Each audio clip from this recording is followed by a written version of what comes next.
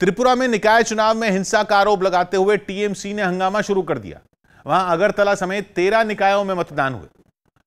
TMC ने आरोप लगाया कि इन निकायों में वोटिंग के दौरान उसके प्रत्याशियों के साथ मारपीट हुई,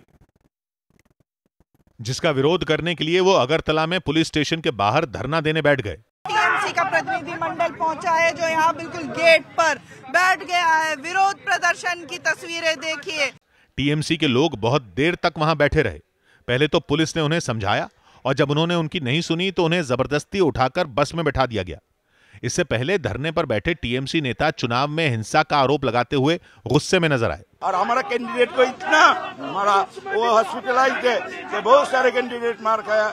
लेकिन इन सभी आरोपों का त्रिपुरा के सीएम के पास एक ही जवाब था और वो ये कि उनमें कोई सच्चाई नहीं है। आप ही बोल रहे हो, जो आरोप है तो आरोप से बात नहीं बनता।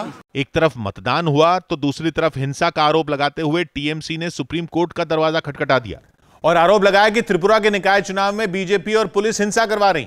जिसके बाद सुनवाई करते हुए सुप्रीम कोर्ट ने आदेश दिया कि त्रिपुरा में केंद्रीय सशस्त्र बल यानी कि सीएपीएफ की 2 कंपनियां भेजी जाएं जो पोलिंग बूथों की सुरक्षा करें। इसके अलावा सुप्रीम कोर्ट ने मतदान केंद्र और मतपेटियों की सुरक्षा समेत सुरक्षा के दूसरे इंतजाम सुनिश्चित करने के लिए डीजीपी और गृह सचिव को निर्देश दिया। साथ ही अदालत ने कहा कि सीसीटीवी नहीं होने की वजह से मीडिया को मतदान की रिपोर्टिंग करने की पूरी आजादी दी जाए।